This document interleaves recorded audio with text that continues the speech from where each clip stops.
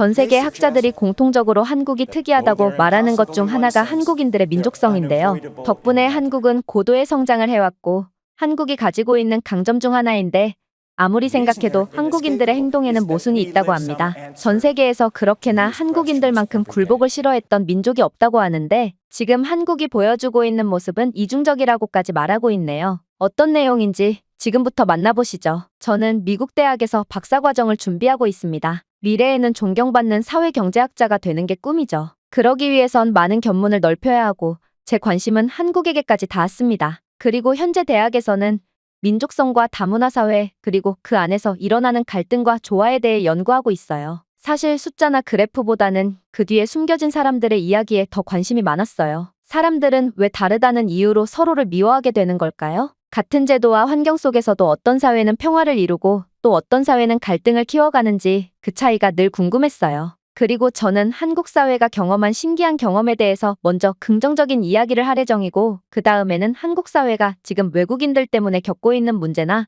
잠재적인 그 위험성에 대해서도 서술할 예정이니 이 글의 앞부분만 보고 제가 한국 사회는 외국인에게 무조건 긍정적이어야 한다고 말하려는 거라고 오해하지 않으셨으면 합니다. 이제 본격적으로 제 이야기를 시작해 보겠습니다.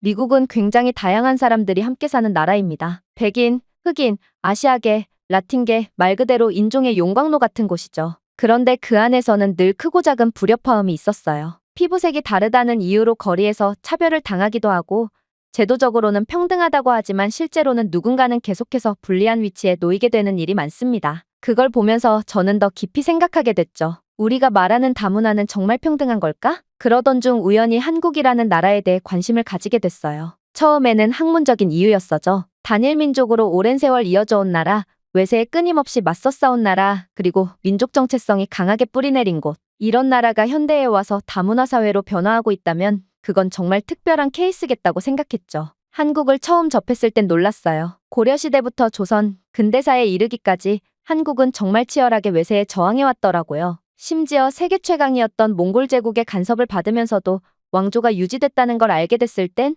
말문이 막힐 정도였어요. 전 세계 역사에는 그런 일이 없거든요. 대부분은 강한 힘 앞에 결국 무릎을 꿇기 마련인데 한국은 그렇지 않았더라고요. 그런데 더 놀라운 건 지금의 한국이에요. 과거에는 외국인에 대한 경계심이 강했을 텐데 지금은 완전히 다른 풍경이 펼쳐지고 있었어요. 외국인들이 일하고 공부하고 살아가는데 큰 불편 없이 지내는 모습이 너무나 자연스러운 나라가 되어 있었습니다. 처음엔 이게 가능한 일인가 싶었죠. 그래서 저는 결국 이걸 직접 눈으로 확인하고 싶어졌어요. 책으로만 보는 건 부족하다고 느꼈거든요. 그렇게 해서 한국에 오게 됐고 머무르면서 사람들을 관찰하고 일상 속에서 마주치는 장면들을 기록하기 시작했어요. 또한 수많은 사람들과 인터뷰하고 학식 있는 사람, 공무원들까지 수많은 사람들을 만나봤죠. 그리고 한국에서 제가 느낀 건 단 하나였어요. 아, 이건 그냥 적응이 아니라 변화구나. 단일 민족이라는 정체성을 지닌 사회가 외국인을 받아들이고 차이를 인정하고 함께 살아가는 법을 배우고 있다는 것. 그 변화의 속도도 놀라웠지만 그걸 받아들이는 태도가 더욱 감동적이었어요. 미국은 세계에서 가장 다양한 민족이 모여 사는 나라예요. 어릴 때부터 학교에서 우리는 다양한 문화가 어우러진 국가다라는 교육을 받았고 뉴스에서도 늘 인종 간 화합과 다양성의 가치를 이야기했죠. 하지만 그게 전부는 아니었어요. 겉으로는 자유와 평등을 말하지만 그 이면에는 눈에 보이지 않는 벽이 분명히 있었어요. 인종 간 갈등, 사회적 불평등, 그리고 그로 인해 벌어지는 폭력적인 사건들. 뉴스에서 총격 사건이 일어나면 우리는 먼저 피해자의 인종부터 확인했어요. 그게 당연하다는 듯이 말이죠. 미국은 다르다는 것을 기회로 만들지 못하고 때때로 위협으로 인식하는 사회가 되어 있습니다. 우리는 늘 다양성을 말하지만 그 다양성 안에서 진짜 인간적인 존중과 평등이 실현되는 모습은 보기 어려웠거든요. 오히려 점점 더 분열되고 각자의 진영 속으로 숨어들고 있는 듯한 분위기였어요. 그런 미국에서 살아왔기에 한국의 변화는 제게 더 극적으로 느껴졌는지도 몰라요. 과거에는 그렇게도 외세에 대해 강하게 저항하고 배척했던 한국이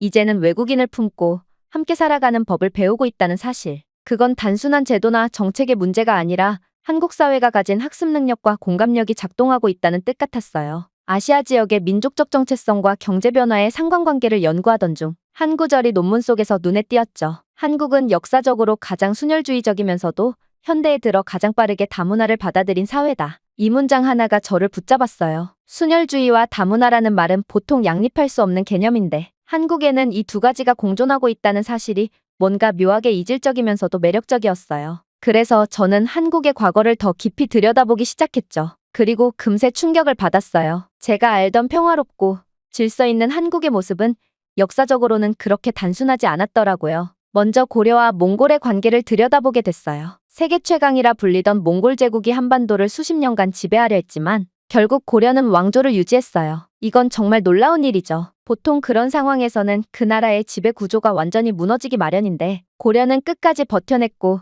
형태를 유지하면서도 내적으로 저항을 이어갔어요. 몽골의 기록에 따르면 한국인들은 처절할 만큼 끝까지 싸웠고 그 모습이 몽골 병사들의 사기를 꺾을 정도였다고 하더라고요. 그리고 그런 투쟁은 백성부터 왕조까지 이어져 결국 몽골은 한국을 완벽히 굴복시킬 경우 감당할 수 없는 저항이 생길 거라는 판단하에 고려의 왕조를 유지할 수밖에 없었고 그렇게 강력하던 몽골이 힘으로 완벽하게 누르지 못한 유일한 나라로 기록되고 있죠. 다음으로는 조선 말기의 제너럴 셔머노 사건을 읽게 됐어요. 1866년 미국 상선 제너럴 셔머노가 조선에 접근해 무역을 요구했지만 당시 조선인들은 단호하게 거부했고 결국 공격까지 했죠. 그 사건은 미국에서도 기억되는 일이었어요. 이후 미국 군함이 강화도에 상륙해 무력 충돌까지 이어졌는데요. 그 상황 속에서도 조선 병사들은 절대 항복하지 않았고 총상을 입고 쓰러진 병사들조차 끝까지 저항했다고 하더라고요. 총알이 다리로 파고들고 피로 진흙이 붉게 물든 전장에서조차 조선의 병사들은 다시 일어나려고 했다는 거예요. 이건 단순한 전쟁이 아니었다고 기록하죠. 마치 정체성의 싸움 같았다고 말이에요. 우리는 외부의 힘에 굴하지 않는다. 그런 정신이 한 세기를 넘어 그대로 살아있더라고요. 한국은 그 오랜 세월 동안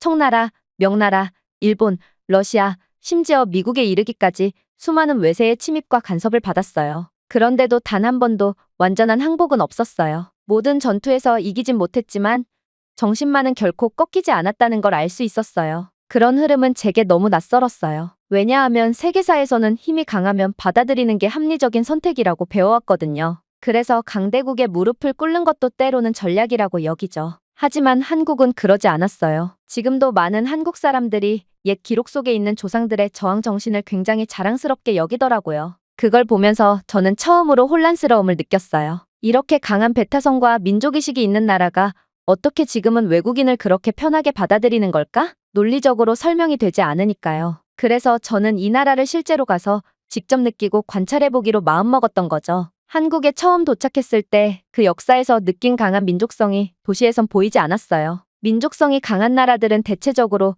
어느 도시에 가더라도 그 한가운데 역사적 인물에 대한 동상이 매우 크게 세워져 있어야 하거든요. 아니면 국민들이 집안의 역사적인 위인의 초상화나 사진을 걸어놓아야 하는 그런 공통점이 있죠. 그런데 한국은 서울 중심부 광화문 한 곳을 제외하면 그런 모습을 찾아볼 수가 없었고 시민들은 집안에 역사적 위인의 사진을 걸지 않고 가족들의 사진을 걸어놓죠. 그 뜻은 민족적 자부심이 나쁜 쪽으로 발현되지 않고 있다는 뜻이에요. 차가운 시멘트 건물과 바쁜 지하철, 스마트폰을 손에서 놓지 않는 사람들 사이에서 저는 생각했죠. 이런 현대적인 나라가 정말 그렇게 격렬한 저항의 역사를 가진 나라가 맞을까? 하지만 며칠이 지나고 박물관을 찾고 사람들과 대화를 나누고 옛 도시 성곽을 따라 걸으며 저는 점점 느끼게 됐어요. 그 정신은 형태만 바꿨을 뿐 여전히 살아있다는 걸요. 외세에 대한 본능적인 경계심, 하지만 그 이면에 있는 나와 다름을 받아들일 줄 아는 놀라운 전환. 그 두 가지가 동시에 존재하는 나라, 그게 바로 한국이었어요. 지하철 안에서, 거리에서,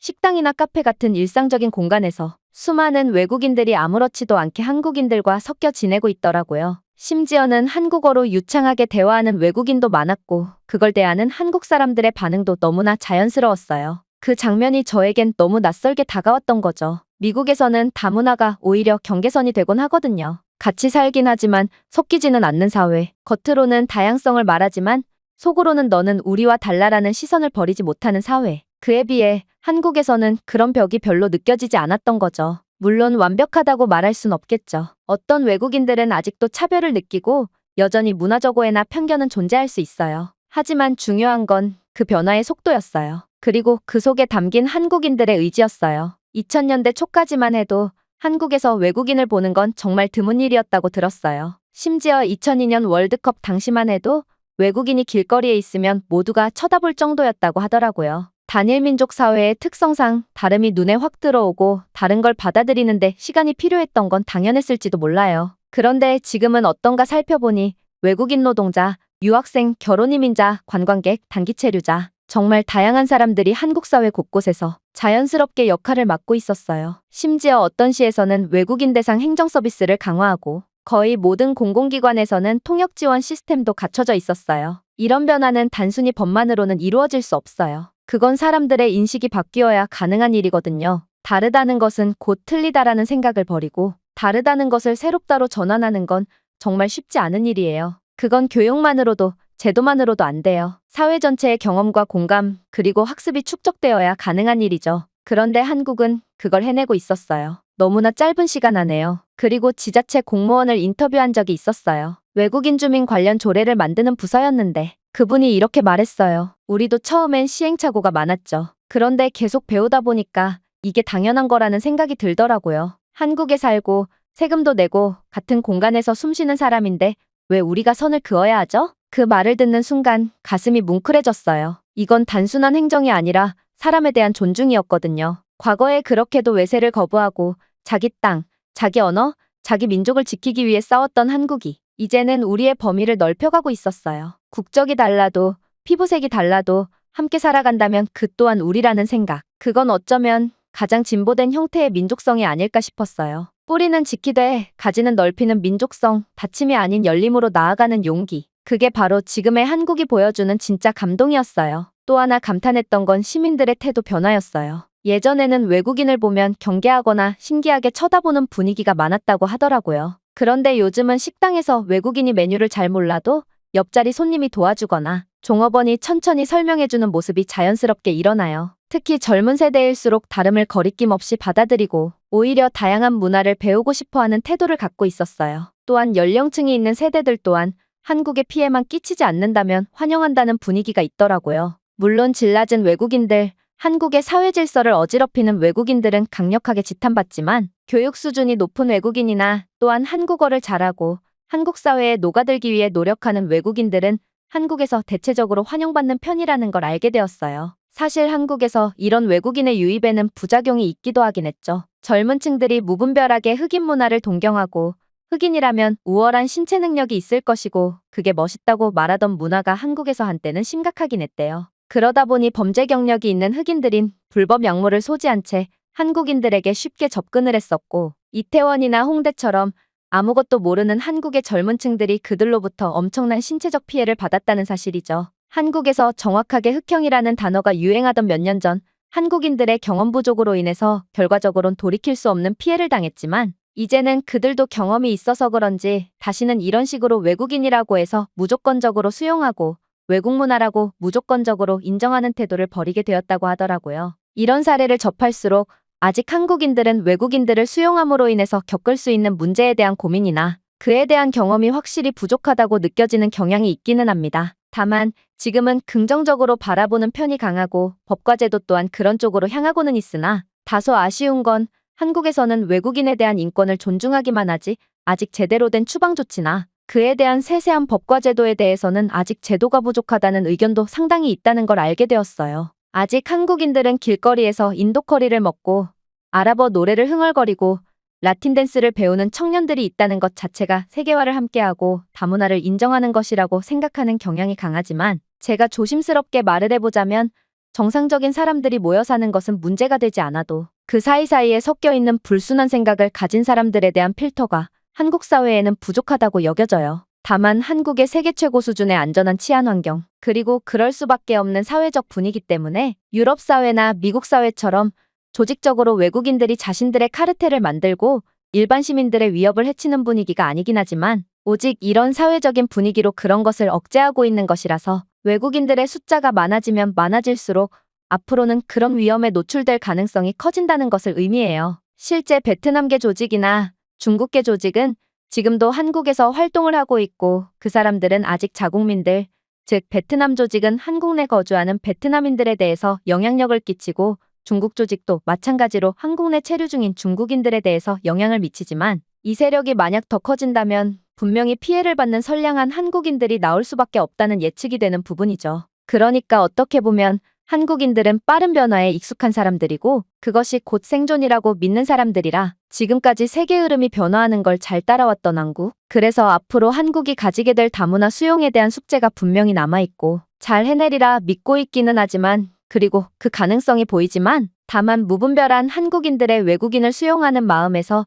종종 실수를 낳기도 하고 종종 사회적 문제를 낳기도 하며 심지어 어떨 땐 표면적으로 문제가 드러나기도 하는 거라고 생각이 돼요. 그래서 지금 한국인들은 자신들의 태도를 유지하되 무조건적 수용이 아니라 필터를 하나 만들어서 그 필터를 통과한 외국인들에 대해서는 적극 수용을 하고 그렇지 못한 외국인들에 대해서는 반드시 필터링을 해야 한다고 말씀을 드리고자 합니다. 한국이라는 좋은 사회라는 이 거대한 방어막이 지금은 유지될지 몰라도 결국에 그 외국인들의 숫자가 많아지면 이 보호막이 사라지게 되고 그렇게 되었을 때 필터가 없다면 분명히 위험한 순간이 찾아올 수 있기 때문이죠. 이는 역사적으로도 증명된 사례이며 유럽에서 그동안 외국인 수용 정책에 대해서 문제가 없었다가 최근 독일이나 프랑스 등 선진국에서 난민들을 적극 수용함으로 인해 겪고 있는 수많은 문제들을 볼 때 과연 아무리 한국이라고 해서 그런 문제들에서 자유로울 수 있겠느냐 반문할 수 있는 것입니다. 한 가지 나쁜 예시를 들면 그렇게 잘 나가던 스웨덴이라는 국가.